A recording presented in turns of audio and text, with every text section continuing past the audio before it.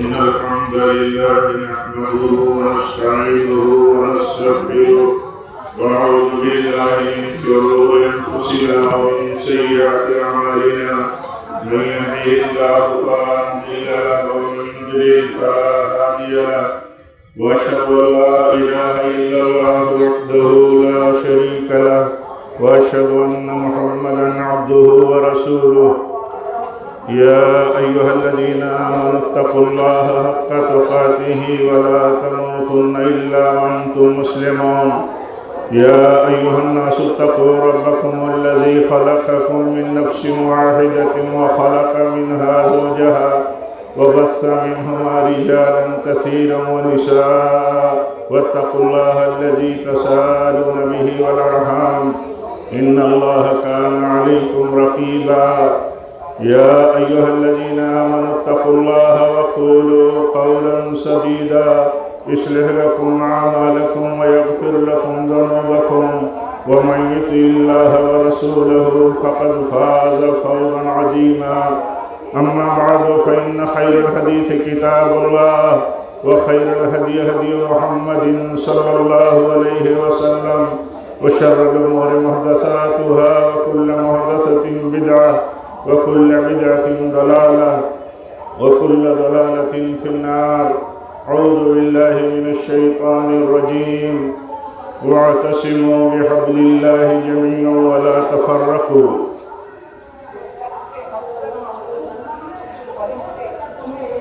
آج اس دارالسلام عیدگاہ میں جمع دینی بھائیوں، بزرگوں، عزیزوں، اسلامی ماں بہنوں اور عزیز بیٹیوں، آج کا دن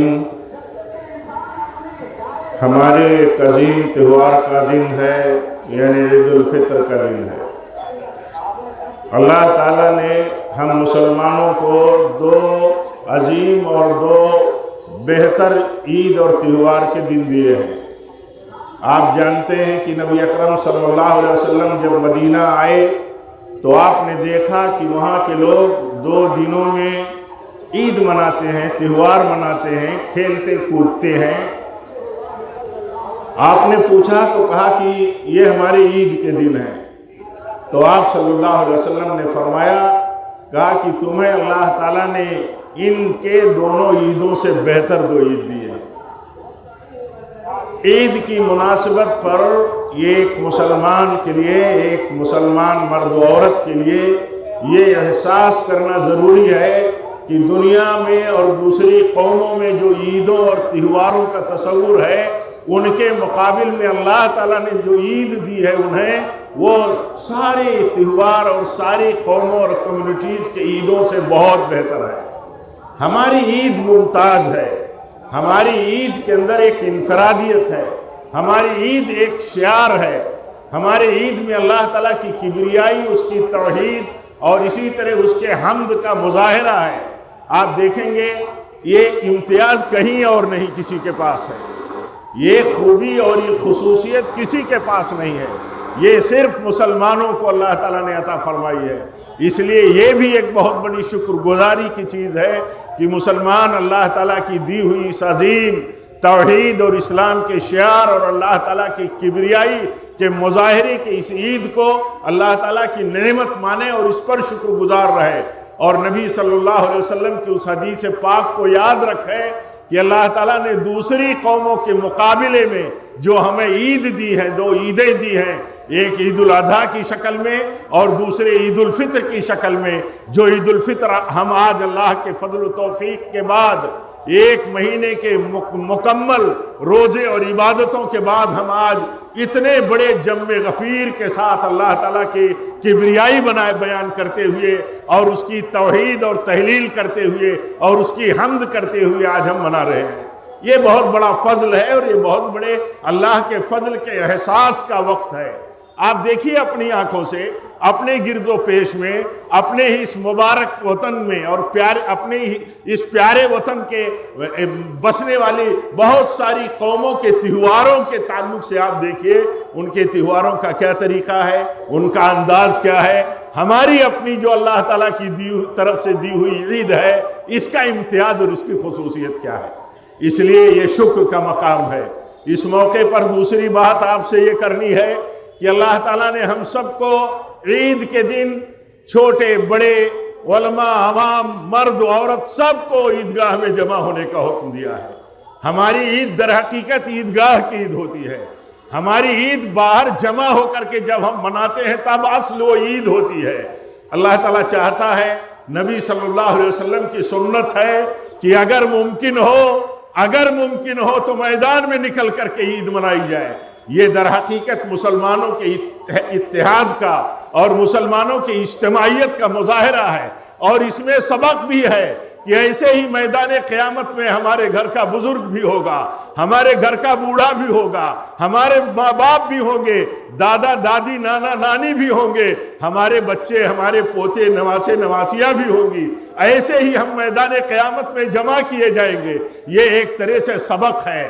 اس عیدگاہ میں ہم جمع ہوتے ہیں تو ہم کسی کو نہیں چھوڑتے۔ یہ ہمارے نبی کی سنت ہے، اور روئے زمین پر یہ اہل حدیثوں کا امتیاز ہے کہ یہ وہی نبی صلی اللہ علیہ وسلم کی سنتوں کے اصل میں محافظ ہیں، اور نبی صلی اللہ علیہ وسلم کی سنتوں کی قدر کرنے والے ہیں اور اس کے علمبردار ہیں۔ نبی صلی اللہ علیہ وسلم کی سنت یہ تھی کہ آپ سب کو حکم دیتے تھے کہ سب عیدگاہ میں نکلو۔ آپ حکم دیتے تھے کہ عورتیں بھی عیدگاہ میں نکلیں گی، عورتوں کو عیدگاہ میں نکلنا بھی واجب کیا، آپ نے فرض کیا۔ اسے آپ معمولی مت سمجھیں، اس لیے فرض کیا کہ سارے لوگ جمع ہوں ایک میدان میں، اللہ کی کبریائی بڑائی تحلیل تحمید کرتے ہوئے، اور سب یاد کریں کہ ایسے ہی ہم میدان قیامت میں جمع ہوں گے۔ یہاں تک آپ نے حکم دیا کہ اگر عورتیں اللہ کے قانون اور سنت کے مطابق اگر ماہواری پیریڈ میں ہوں تب بھی وہ اپنے گھروں میں بیٹھی نہیں رہیں گی، انہیں بھی عیدگاہ میں آنا ہے۔ عیدگاہ میں نماز تو نہیں پڑھ سکتی، لیکن مسلمانوں کے ساتھ جمع ہوں گی، اپنی باؤں بہنوں بیٹیوں کے ساتھ وہ بھی جمع ہوں گی، اجتماع میں وہ شریک ہوں گی، اور مسلمانوں کی دعا میں ذکر میں وہ شامل ہو جائیں گی۔ ایک عیدگاہ میں جب نصیحت ہوتی ہے تو جس طرح مرد نصیحت کے محتاج ہیں، ایسے ہی عورتیں بھی نصیحت کی محتاج ہیں۔ جیسے ہم سب اللہ تعالیٰ سے دعا کرتے ہیں اور سب مل کر کے اللہ تعالیٰ سے اس کا فضل، اس سے بخشش، اس سے عزت، اس سے حالات کی بہتری، اور فتنوں کی زندگی میں فتنوں کے شکار ہونے سے نجات ہم مانگتے ہیں۔ موت اور زندگی کے ہر طرح کے فتنوں سے ہم نجات مانگتے ہیں۔ یعنی جو بھی خیر اور بھلائی کی ہم دعائیں کرتے ہیں اس میں ہماری خواتین بھی شریک رہیں۔ اللہ کے نبی نے حکم دیا کہ عورتیں آئیں، اللہ کا فضل ہے، سنت کی بالادستی قائم ہوگی، قائم رہے گی۔ آج دنیا کہتی ہے کہ عورتوں کو مسجدوں سے روکا نہیں جا سکتا، عورتوں کا حق ہے۔ یہ بات ایسے ہی نہیں کہی جاتی ہے۔ اس بات کے کہنے کے پیچھے در حقیقت سنت کی برہان، نبی کے دور کی سنت، نبی کے سلسلے سے آج تک قائم نبی کے اسوہ حسنہ کے مطابق جو تسلسل اور امتیاز ہے، اس کا غلبہ ہے کہ آج لوگ سنت تسلیم کرنے کو مجبور ہیں۔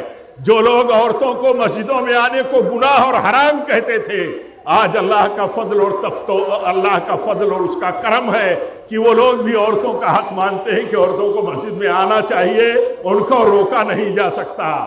تو بات یہ چل رہی تھی کہ عیدگاہ میں مسلمان جمع ہوتے ہیں، ہر چھوٹا بڑا بچہ، ایسے ہی عورتیں ہماری جمع ہوتی ہیں۔ آج ہماری دینی مائیں بہنیں ہمارے ساتھ جمع ہیں۔ ہمارا احساس ہے کہ ہمارا پورا گھر، ہماری پوری فیملی کا ہر چھوٹا بڑا بزرگ اور بچہ سب ہم ایک عیدگاہ میں اللہ تعالیٰ کی کبریائی بیان کرنے کے لیے اور اتحاد اور اجتماعیت کے مظاہرے کے لیے، اسلام کا شعار اور اسلام کے تہواروں کی جو عظمت ہے، امتیاز ہے، اس کو ثابت کرنے کے لیے ہم جمع ہوتے ہیں۔ تو یہ بہت بڑی خوبی ہے، اور اہل حدیثوں کو بالخصوص شکر گزار ہونا چاہیے رب العالمین کا کہ رب العالمین نے انہیں توفیق دی کہ اپنی عیدگاہوں کو ایسے ہی آباد کرتے ہیں، ایسے ہی عیدگاہوں میں جمع ہوتے ہیں جیسے نبی صلی اللہ علیہ وسلم کے دور میں آپ کے بعد جمع ہوا کرتے تھے۔ ہماری عیدگاہوں اور ان کی عیدگاہوں میں مماثلت کرنی ہے۔ ایسا نہیں ہے کہ ہماری عیدگاہوں میں تو مرد آ گئے، عورتوں کو عیدگاہ میں کوئی حصہ نہیں ہے۔ میرے بھائیوں، یہ ہمارے لیے شکر کی بات ہے، اور اس توفیق پر اللہ تعالیٰ کا بے پناہ شکر کرنا چاہیے۔ عرض یہ کر رہا تھا، ایک بات اور کرنی ہے، وہ یہ کہ اتحاد کا دن ہے آج، اور آپ جانتے ہیں اتحاد جو ہے، مسلمانوں کے اتحاد کی بنیادیں جو ہیں اللہ کی کتاب ہے اور نبی صلی اللہ علیہ وسلم کی سنت ہے۔ اللہ کی کتاب اور نبی کی سنت یہ مسلمانوں کے اتحاد کی بنیاد ہے۔ آپ بتائیے، نبی کو چھوڑ کر کے کسی شخصیت اور امام کے نام پر متحد ہو سکتی ہے امت؟ کبھی نہیں ہو سکتی۔ مسلمانوں کو یہ سبق عیدگاہ سے اور اتنے بڑے اجتماع سے بنیادی طور پر لے کے جانا چاہیے، اور یہ بات بنیادی طور پر دل و دماغ میں بٹھانا چاہیے کہ مسلمانوں کا اتحاد اللہ کی کتاب پر، جس سے کسی مسلمان کا اختلاف نہیں، مسلمانوں کی اتحاد نبی کی سنت اور طریقے پر، جس سے کسی مسلمان کا اختلاف نہیں، اسی پر اتحاد ہو سکتا ہے، اسی پر اتحاد ہو سکتا ہے۔ صحابہ کرام کے مسلک اور طریقے پر اتحاد ہو سکتا ہے۔ اگر یہ طریقہ چھوڑ دیا جائے گا تو آپ دیکھ لیجئے، جب یہ طریقہ چھوڑ دیا گیا تو مسلمان فرقوں میں بٹ گئے، شخصیتوں کے نام پر گروہ بندیوں میں بٹ گئے۔ اسی لیے ہمیں منع کیا گیا کہ ہم کبھی بھی شخصیتوں کے نام پر گروہ بندی کا شکار نہ ہو، ایسے ہی رہیں جیسے صحابہ ہمارے تھے۔ صحابہ کے ہاں کوئی گروہ بندی نہیں تھی، کسی بڑے سے بڑی شخصیت کے نام پر کوئی فرقہ نہیں تھا۔ ہمیں یہ عیدگاہ اور یہ اجتماع ہمیں سبق دیتا ہے کہ ہم سب اللہ اور اس کے رسول کے نام پر ایک رہیں، ہم سب ایک رہیں گے، یہی ہم سے مطلوب ہے۔ اگر ہم کتاب و سنت کے نام پر ایک نہیں ہوئے تو اللہ تعالیٰ سزا کے طور پر ہمیں ٹکڑے ٹکڑے اور فرقے میں بانٹ دے گا۔ اللہ تعالیٰ نے بیان کیا ہے کہ جب لوگ اللہ کے حکم اور ہدایت کی پابندی نہیں کریں گے تو ہم انہیں توڑ دیں گے، ان کو ہم ٹکڑے ٹکڑے میں بانٹ دیں گے۔ مسلمان، آج جہاں تک میں احساس کرتا ہوں، مسلمان یہ بھی سوچنے کو تیار نہیں ہے کہ ہمارا فرقہ بندیوں کا شکار ہونا یہ سزا ہے اللہ کی طرف سے۔ یہ سزا کیوں ہے؟ جب ہم نے نبی کی راہ چھوڑی، اصل امامت نبی کی ماننے کے بجائے ہم نے نبی کے امتیوں کو امام بنا کر کے ان کے ناموں پر گروہ بندی کی اور فرقے میں بٹے، تو یہ سزا ہو گئی اللہ کے حکم کی مخالفت کی۔ یہ سزا ہے اللہ کے حکم کی مخالفت کی۔ اللہ فرماتا ہے، اتبعوا ما انزل الیکم من ربکم ولا تتبعوا من دونہ اولیاء۔ تمہارے رب کی طرف سے جو شریعت اور اسلام آیا ہے، تمہیں اس شریعت اور اسلام پر چلنا ہے، اس کا فالو اپ کرنا ہے، اور اس شریعت کے سوا جو آسمانی نہیں ہے، اس شریعت کے سوا تم کسی کی پیروی نہیں کر سکتے، تمہارے لیے اجازت نہیں ہے۔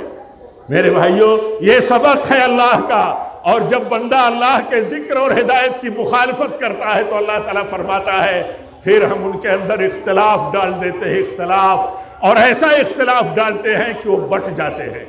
آج ہمیں احساس کرنے کی ضرورت ہے، اس لیے یہ سبق ہے، اور ہم گروہ بندی کے فتنوں سے، ہم گمراہی کی مصیبت سے اسی وقت بچ سکتے ہیں۔ نبی صلی اللہ علیہ وسلم نے وصیت کی تھی، آپ نے وصیت کی تھی، آپ نے فرمایا تھا، ترکت فیکم امرین لن تدلوا ما تمسکتم بہما کتاب اللہ و سنتی۔ آپ نے فرمایا تھا میں تو جا رہا ہوں، لیکن تمہارے بیچ میں دو چیزیں چھوڑ کے جا رہا ہوں، جب تک تم ان دونوں چیزوں کو مضبوطی سے تھامے رہو گے تب تک تم بہک نہیں سکتے، راستے سے بھٹک نہیں سکتے، راستہ نہیں چھوٹے گا۔ مسلمانوں کو یہ سبق پڑھانے کی اور پڑھنے کی ضرورت ہے کہ نہیں؟ بالخصوص ہمارے بھائی، ہمارا تجمع اور ہمارا اجتماع جب عید کا اجتماع ہو، کسی بقرعید کا اجتماع ہو، عید الفطر و عید الاضحیٰ کی صورت میں، اس وقت مسلمانوں کو یہ سبق پڑھانا سب سے بڑا بنیادی فریضہ ہے ایک ذمہ دار کا، ایک خطیب کا، ایک عیدگاہ کے امام کا، کہ مسلمانوں کو بتائے نبی کی وصیت۔ وہ نبی کی وصیت یہ تھی کہ تم کبھی بھی گمراہ نہیں ہوگے اگر تم اللہ کی کتاب اور نبی کی سنت سے چمٹے رہو گے۔ اگر مسلمان یہ کہے کہ حنفی بن کے رہو گے تو گمراہ نہیں ہوگے، شافعی بن کے رہو گے تو گمراہ نہیں ہوگے، حنبلی، مالکی یا بہت سارے جو فرقے ہیں فرقوں سے چمٹے رہو گے تو گمراہ نہیں ہوگے، تو یہ نبی صلی اللہ علیہ وسلم کی وصیت کی مخالفت ہے، یہ نبی کے وصیت کی مخالفت ہے۔ میں اپنے عزیزوں کو بالخصوص، نوجوانوں کو بالخصوص، جو شارپ ہیں، تعلیم یافتہ ہیں، ان سے اپیل کرتا ہوں کہ اس سچائی کو دل کی جڑوں میں بٹھاؤ اور اپنے اپنے نیٹ ورک میں عام کرو کہ گمراہی سے بچنے کا راستہ اللہ کی کتاب ہے اور نبی کی سنت ہے اور مسلمانوں کے اتحاد کی بنیاد یہی ہے۔ اس لیے میرے بھائیوں، ہم سب کو یہ بات سمجھنی ضروری ہے کہ ہم اللہ تعالیٰ کے دین پر اسی وقت متحد رہ سکتے ہیں جب اللہ کے دین کی دونوں بنیادوں کو ہم بنیاد مان کر کے چلیں گے، کہ اللہ کی کتاب، دوسرے نبی کی سنت۔ اور اس موقع پر میں آپ سے یہ بھی کہوں گا کہ دیکھیے، اجتماعیت کی زندگی، جماعت کی زندگی، اتحاد کی زندگی، یہ ہماری قوت کی زندگی ہے، یہ ہمارے غلبے کی زندگی ہے، یہ ہمارے شوکت کی زندگی ہے۔ اس زندگی سے ہماری قوت کا مظاہرہ ہوتا ہے، دنیا اس کا احساس کرتی ہے۔ لیکن جب ہم اجتماعیت کے بجائے بکھر جاتے ہیں تو دنیا دیکھتی ہے کہ ان کی طاقت، ان کی یونٹی سب ختم ہو چکی ہے۔ اس لیے ہمیں اس بات کی ہدایت دی گئی، نبی صلی اللہ علیہ وسلم فرماتے ہیں جماعت کی زندگی، اتحاد کی زندگی تم لازم پکڑو، اور جماعت کی زندگی یہ ہے کہ آدمی کتاب و سنت پر چلے، اپنی مسجدوں سے جڑا رہے، اپنے علماء سے جڑا رہے، علماء کے خلاف چلنے والے پروپیگنڈوں کو ہر مسلمان، ہر نوجوان کو یہ سمجھنا چاہیے کہ یہ پروپیگنڈا اسلام مخالف ہے، یہ پروپیگنڈا اجتماعیت کو توڑنے والا پروپیگنڈا ہے، یہ نبی کے ورثہ سے امت کو اور عوام کو کاٹنے والا پروپیگنڈا ہے، چاہے وہ شعوری طور پر کیا جاتا ہو یا لاشعوری طور پر کیا جاتا ہو۔ میں یہ نہیں کہتا کہ لوگ جان کر کے ایسا کرتے ہیں، لیکن یہ بات تو سمجھ میں آتی ہے کہ جو انبیاء کے وارث ہیں علماء، اگر ان علماء سے امت جڑی نہیں رہے گی تو جیسے وہ لوگ صحیح راہ پر نہیں رہ سکے، ہلاک ہو گئے، جو انبیاء کے طریقے پر نہیں آئے اور ان کی دعوت کو انہوں نے قبول نہیں کیا، ایسے ہی جو علماء حق ہیں، علماء سلف ہیں، علماء کتاب و سنت ہیں، اگر عوام، نوجوان، چھوٹے بڑے، مرد و عورت ان سے اپنے آپ کو جوڑے نہیں رہیں گے تو یہ ہلاک و برباد ہو جائیں گے، یہ اجتماعیت کی تباہی کا عمل ہوگا۔ اس لیے اللہ کے نبی نے فرمایا تم پر جماعتی زندگی، اتحاد کی زندگی جینا تم پر فرض ہے، اور آپ نے خبردار کیا کہ فرقہ بندی کی زندگی سے بچنا، کیونکہ فرقہ زندگی یہ ذلت کی راہ ہے، یہ توڑ دینے والی راہ ہے، اور اجتماعیت اور اتحاد کی زندگی یہ قوت کی راہ ہے۔ میرے بھائیوں، اس سبق کو یاد رکھنے کی ضرورت ہے۔ اس موقع پر میں ایک بات اور کہوں گا کہ دیکھیے، رمضان جو آیا یہ ہمارے لیے تقویٰ کے ٹریننگ اور ریاضت کا مہینہ تھا۔ ہمیں یہ جاننا چاہیے کہ تقویٰ ہی اصل ہے، تقویٰ ہی فلاح اور کامیابی کی بنیاد اور اساس ہے۔ اگر ہمارے پاس تقویٰ ہے، ہمارے پاس دین ہے، اللہ اور اس کے رسول کے اوپر کے حکم کے طریقے پر پیروی ہماری زندگی کی پہچان ہے، تو ہمارے لیے کامیابی کی راہ یہی ہے۔ ہر مسلمان کو یہ سمجھنا چاہیے کہ اس کی کامیابی کی راہ تقویٰ ہے۔ ہر مسلمان کو، ہم مسلمانوں کے لیے کامیابی کی راہ اللہ اور اس کے رسول کی مخالفت کرتے ہوئے دنیا مل جائے، اقتدار مل جائے، حکومت مل جائے، ہائی ایجوکیشن مل جائے، ہمارے پاس دولت کی ریل پیل ہو، ساری چیزیں اگر میسر ہوں اور ہمارے پاس تقویٰ نہ ہو، ہم اللہ اور اس کے رسول کے حکم کی فرمانبرداری نہ کرتے ہوں، تو ایسا سمجھیے کہ ہمارے پاس کچھ نہیں، ہم برباد ہو گئے، ہم برباد ہو گئے۔ میں اپنے نوجوانوں کو یہ کہوں گا، اور اپنے نوجوانوں کے سرپرستوں کو، اپنے کو اور آپ سب سے یہ کہوں گا کہ اپنے بچوں کی کامیابی کا راز آپ تعلیم میں مت سمجھو، آپ سیاست میں مت سمجھو، آپ دولت میں مت سمجھو، اچھے بزنس اور ترقی میں مت سمجھو۔ اصل ہماری کامیابی کا راز، ہمارے بچوں کی کامیابی کا راز دین ہے۔ دین میں کیا ہے؟ مثال کے طور پر دین میں یہ ہے کہ اللہ اور اس کے رسول کا حکم مانا جائے، اسی میں یہ ہے کہ ہمارے لیے اللہ تعالیٰ نے تجارت حلال کیا، ہمارے لیے سود کو اس نے حرام قرار دیا. احل اللہ البیع وحرم الربا. ایک مسلمان کو سود سے دور رہنا چاہیے.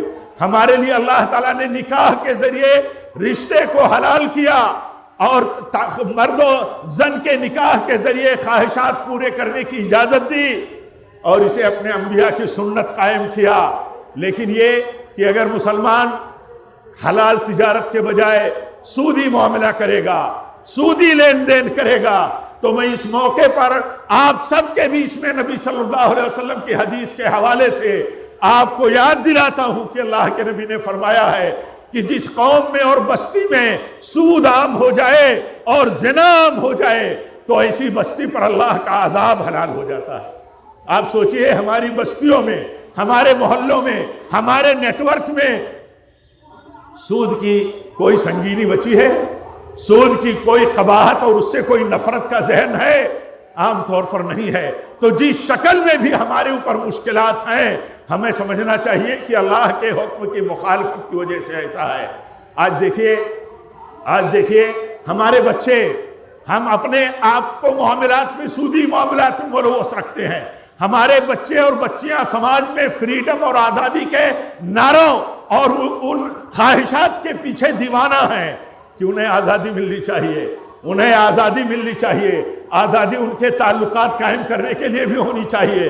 انہیں یہ پتہ نہیں ہے کہ جس عمل سے وہ اپنے ماں باپ کو رلائیں گے, اپنے خاندان کو رلائیں گے, اپنے اسلام اور پاک باز اسلام اور عفت و عصمت والے دین کو رسوا کریں گے, تو ایسے لوگوں کو عزت نہیں ملے گی, بلکہ وہ اللہ تعالیٰ کے عذاب کے شکار ہو جائیں گے.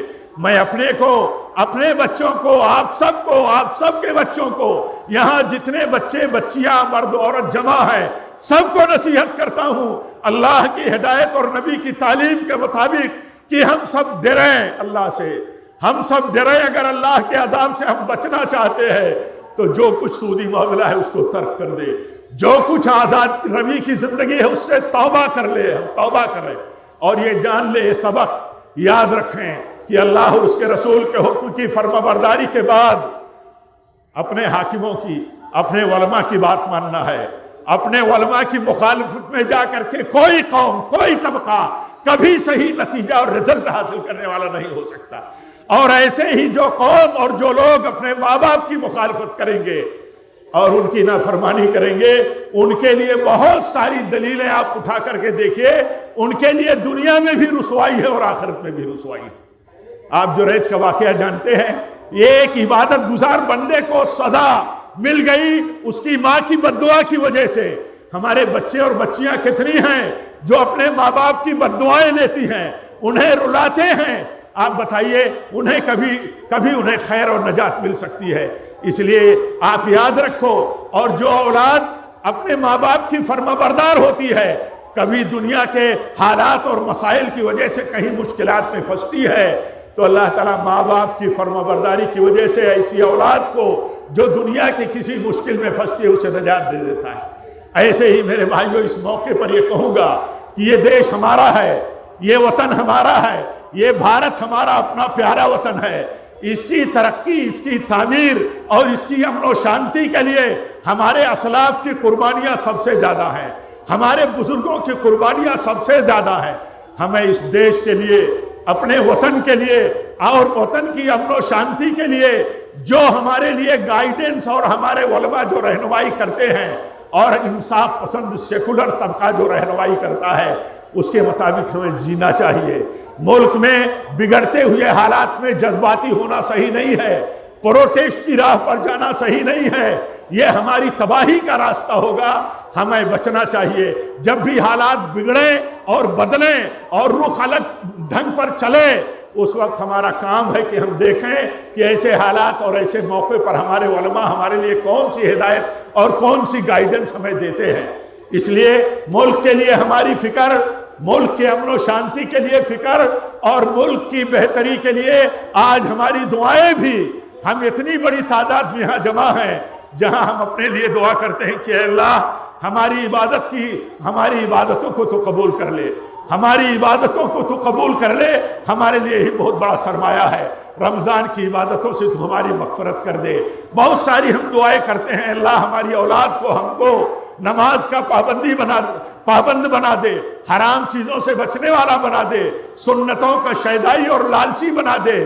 وہیں ہم یہ بھی دعا کریں کہ اے اللہ اس ملک میں امن و امان عام ہو، شانتی عام ہو، رواداری اور ٹالرنس عام ہو، یہ بھی ہم دعا کریں۔ اور دعا کریں کہ اے اللہ جو لوگ ملک میں نفرت کی سیاست کرتے ہیں اور ملک کی آبادی کو بانٹنے کی کوششیں کرتے ہیں، اے اللہ تعالیٰ تو انہیں سمجھ دے، اے اللہ تعالیٰ تو انہیں ہدایت دے۔ ہماری ذمہ داری یہ ہے کہ ایسے حالات میں ہم تقوی اور صبر کی راہ پر چلیں۔ تقوی اور صبر سے اللہ تعالیٰ راستہ نکالے گا۔ اللہ تعالیٰ فرماتا ہے وَمَن يَتَّقِ اللَّهَ يَجْعَلْ لَهُ فُرْقَانًا، اللہ تعالیٰ فرماتا ہے کہ جو لوگ تقوی کی راہ چلیں گے ان کے لیے اللہ وہاں راستہ نکالے گا جہاں راستہ نہیں سمجھ میں آئے گا۔ اور ایسے ہی اللہ تعالیٰ فرماتا ہے وَمَن يَتَّقِ اللَّهَ يَجْعَلْ لَهُ مَخْرَجًا، جو اللہ سے ڈرے گا، جو قوم اللہ سے ڈرے گی، اللہ ان کو وہاں راستہ دے گا جہاں ان کے سمجھ میں نہیں آتا ہوگا کہ اب ہمارے لیے راستہ کہاں ہے اور کہاں سے ملے گا۔ ہمارا ایمان ہے اللہ پر، اس کے وعدوں پر، ہم وعدوں پر اللہ تعالیٰ کے پختہ ایمان رکھتے ہوئے تقوی اور صبر کی راہ پر چلیں۔ ملک میں نفرت کی سیاست سے بچائیں۔ اگر کوئی ہندو کرتا ہے، ہندوؤں کو مشتعل کرتا ہے، تو کبھی بھی ہماری لیڈرشپ، ہماری سیاسی رہنما اور اسی طرح ہمارے علماء مسلم کر کے ہندو مسلم کے بیچ میں ٹکراؤ کی راہ پر نہیں لے جا سکتے۔ میرے بھائیوں، یہ سمجھنا بہت ضروری ہے، یہ بہت اہم نکتہ ہے، اس کو سمجھیے۔ لوگ یہ چاہتے ہیں کہ ہم ہندو کرتے ہیں تو مسلمان بھی مسلمان کریں۔ مسلمان کے نام پر جو سیاست ملک میں چل رہی ہے یہ ہمارے لیے خطرناک ہے، ہمارے لیے خطرناک ہے۔ ہم تھوڑی تعداد میں ہیں، ہمارا کسی بھی لاجک سے یہ بات ہمارے لیے بنتی نہیں ہے کہ ہم تھوڑی تعداد میں، وہ بھی فرقے میں بٹے، اگر ہم ایسے ہی ان کے مقابل میں ہم طریقہ اپنائیں گے تو ہم برباد ہو جائیں۔ اللہ تعالیٰ ہم سب کو سمجھ دے۔ اور اخیر میں میرے بھائیوں پھر میں نصیحت کرتا ہوں اپنے آپ کو، آپ سب کو، کہ ہم سب اللہ سے ڈریں، ہم سب اللہ سے ڈریں، اختلاف سے بچیں۔ اختلاف کرنے والے وہ لوگ ہیں امت میں جنہوں نے نبی اور صحابہ کے طریقے سے ہٹ کر کے فرقہ بندی کی ہے۔ ہم نصیحت کریں اپنے بھائیوں کو، یہ میں بطور نصیحت کہتا ہوں، یہ نصیحت کا وقت ہے، یہ اتحاد کی دعوت کا وقت ہے کہ مسلمان اللہ اور اس کے رسول کے طریقے اور تعلیم پر متحد ہو جائے۔ یہ عزت کی راہ ہے، عزت کی، نبی کے سنت اور طریقے کی مخالفت یہ ذلت کی راہ ہے۔ یہ سبق یاد رکھنا ضروری ہے۔ اور میں اپنے تمام بھائیوں کو، آپ سب کو یہ نصیحت کرتا ہوں، اتحاد کی زندگی جیو، اتحاد کی زندگی، اتحاد میں طاقت ہے، اتحاد ڈیفنس ہے، اور گروہ بندی سے بچو، اختلاف سے بچو۔ چھوٹی چھوٹی مصلحتوں کے لیے اگر اختلاف کرو گے اپنے بڑوں سے، اپنی جماعت سے، اپنے علماء سے، تو اللہ کے نبی نے فرمایا تمہارا حشر ایسے ہی ہوگا جیسے کوئی بکری کے جھنڈ میں سے ایک بکری الگ چلی جائے، پھر داؤں اور موقع دیکھ کر کے بھیڑیا اس کا شکار کر لے۔ اس لیے بچنے کی ضرورت ہے۔ اور یہ نصیحت دوبارہ میں دہراتا ہوں کہ ہم سب کو اپنے ماں باپ کا فرما بردار رہنا ضروری ہے۔ یہ دنیا اور آخرت میں کامیابی ایک بہت بڑی کنجی ہے، اور اگر نافرمانی کریں گے، انہیں دکھ دیں گے، انہیں رلائیں گے، تو آپ کو یقین دلاتا ہوں کتاب و سنت کے دلائل سے کہ وہ اولاد کبھی بھی خوشحال نہیں رہ سکتی جو اپنے ماں باپ کو دکھی کرے گی، ان کی نافرمانی کرے گی۔ اور اخیر میں ہم سب دعا کرتے ہیں کہ اللہ تعالی ہمارے حالات کو درست کر دے، ہمیں ایمان اور تقوی پر جمع کر دے، رب العالمین عالم اسلام کے حالات کو درست کر دے۔ فلسطین میں اور دوسرے خطوں میں جو ظلم و زیادتی ہے ظالموں کی، اے اللہ تعالیٰ اس ظلم و زیادتی سے تو اپنی رحمت خاص سے مسلمانوں کی حفاظت فرما۔ ظالموں کا ہاتھ تو روک لے، تو ہر چیز پر قادر ہے، تو مدد کرے۔ تو مسلمان کمزور سے کمزور ہو تو ان کے لیے اصل سہارا تو ہے۔ حسبنا اللہ و نعم الوکیل۔ اور ہم سب دعا کریں کہ رب العالمین ہم سب کو بھائی چارگی کے ساتھ، اتحاد کے ساتھ جینے کی توفیق دے۔ ہم ایک دوسرے سے درگزر کا رویہ اپنائیں، چھوٹے بڑوں کی تمیز کریں، بڑوں کا ادب کریں، چھوٹوں پر شفقت کریں، اپنے علماء کا حق جانیں، اور ملک میں امن و امان اور خوشحالی کے لیے جتنے بھی صورتیں ہو سکتی ہیں اس امن و امان اور خوشحالی کے لیے میرے بھائیوں ہم کوششیں کرتے رہیں اور دعائیں کرتے رہیں۔ اللہ تعالیٰ سے دعا کرتا ہوں کہ رب العالمین جب تک ہم زندہ رہیں تیرے تقوی پر رہیں، تیرے دین پر رہیں، تیرے نبی کی سنت اسوہ حسنہ پر رہیں، مسلک سنت پر رہیں۔ جہاں بہت سارے ناموں سے مسلک وجود پذیر ہو گئے، وہاں یہ ماننا اور کہنا ضروری ہے کہ ہمارا مسلک نبی کا مسلک ہے، ہمارا مسلک صحابہ کا مسلک ہے۔ ہم اس بات کو سمجھیں اور اس کو عام کریں، اور یہی اتحاد کا مسلک ہے۔ اس کے علاوہ اتحاد کا مسلک کوئی نہیں ہے، اس کے علاوہ اتحاد کا مسلک کوئی نہیں ہو سکتا۔ بتانے رنگ و